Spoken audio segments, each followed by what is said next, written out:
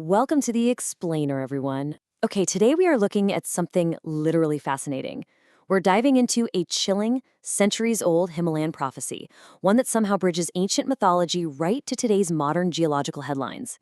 We're heading deep into the upper reaches of the Gardwal Himalayas in Uttarakhand to unravel the total mystery of Bhavishya Badri. So if you've ever been captivated by ancient texts predicting the future, or just love the idea of nature slowly reclaiming sacred spaces, you are in the exact right place. Let's get into it. Okay, let's dive into this. You know Badrinath, right? It is currently one of the absolute most prominent, revered, and honestly, heavily visited pilgrimage sites in all of India. I mean, every single year, a massive sea of devotees makes the trek up to this sacred shrine. But what if I told you that ancient prophecies actually dictate that one day, this incredible surge of humanity will just stop? What if the mountains themselves decide to close the doors to this holy site completely and forever? So, where does this all come from? Well, the high stakes of this mystery are laid out in a highly revered ancient text called the Sanath Samhita. And this prophecy states that at the end of the Kaliyuga, which is the current age of darkness and strife in Hindu cosmology, a really devastating cataclysm is going to happen. Specifically, it says the right arm of the Narsingha idol, which is located in the town of Joshimath, will physically detach and fall. And when that happens, the great mountains of Jay and Vijay, standing right near Vishnuprayag, will basically collapse into each other. This immense landslide is predicted to completely and permanently block the route to the current Badrinath shrine, making it totally inaccessible. But the prophecy doesn't just end in destruction. It actually promises a new beginning. Let's move to Section 1. Meet the future Badrinath. And this brilliantly illustrates the sheer contrast we're dealing with here between the reality of today and the promise of tomorrow. Look at present Badrinath. It's easily accessible, defined by these massive, bustling crowds, and features a beautifully established traditional black stone idol. But then, in stark contrast, you have Bhavishya Badri. The name literally translates to future Badrinath, and it is completely hidden. It sits in this quiet, heavily forested isolation, miles away from the chaos. And honestly, the most incredible part? There is no carved idol there. Instead, the deity is believed to be manifesting inside a naturally growing rock. Now, to actually find this future shrine, you have to go way up. Bhavishya Badri sits at a breathtaking altitude of 2,744 meters. To put that into perspective, it's nestled deep up the Daliganga River Valley, totally hidden away by dense forests of oak and cedar.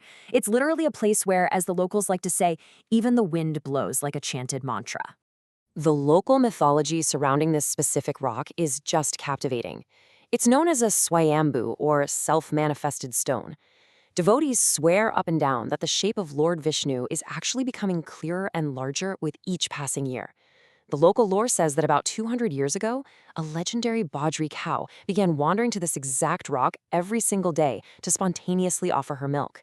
And that's how the divine presence was initially discovered. But get this, the evolution of the rock hasn't stopped. Recently, priests and devotees have reported the natural emergence of figures resembling Lord Garuda and Goddess Lakshmi right there on the stone's surface. Currently, Lord Vishnu is believed to reside here in a child avatar, just slowly growing into his final form. All right, moving to Section 2, the Joshimath reality. This is where the ancient myth violently collides with modern headlines. Remember that first part of the prophecy, the arm of the Narsingha idol falling off? Well, the Narsingha temple in Joshimath, which was established centuries ago by Adi Shankaracharya, houses an idol carved from a sacred fossilized shalagram stone. And today, the right arm of this very idol is physically thinning out. Right now, it's literally described as being as thin as a strand of hair. So what was written down in the Sanath Samhita, it isn't just some abstract metaphor. It's something you can physically observe happening to the stone today. No way, right? So the crucial point is how this actual physical reality is impacting the people living right in the middle of it. Sanjay Prasad Dimri, who is the head priest of the Narsingha temple, notes that the locals are literally watching the idol's arm thin out, while at the exact same time watching their town physically crack apart. He mentions that folks genuinely feel like, hey, maybe the deity is upset, and that's exactly why these distressing events are unraveling in their holy town. Because look, Joshimath is currently in the middle of a massive land subsidence crisis. The ground beneath the town is literally sinking. Deep ecological fractures are tearing right through people's homes and streets. Now, locals often view this through the lens of the prophecy, right? The impending collapse of those Jay and Vijay mountains. Meanwhile, you have environmentalists and geologists pointing to heavily debated infrastructure developments, like the NTPC hydropower project down in Vishnuprayag, as the scientific cause of all this instability.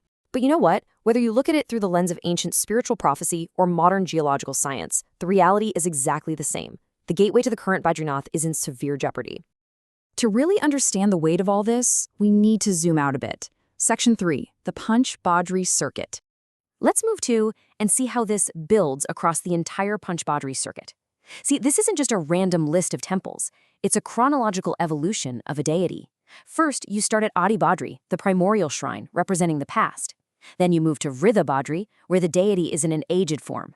Next up is Yogajan Badri, the meditating form. Then, of course, you reach the spiritual climax at the current Badrinath, the supreme shrine. And finally, you arrive at Bhavishya Badri, the future. So you are quite literally tracing the timeline of the divine straight across the Himalayas. When you track this physical journey out, you're not just traveling through time, you're traveling through altitude.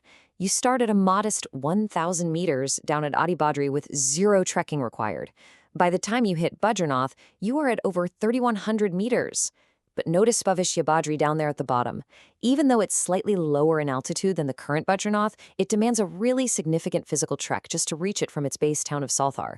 It absolutely remains the most hidden, adventurous leg of this entire journey. So what does it take to actually get there today?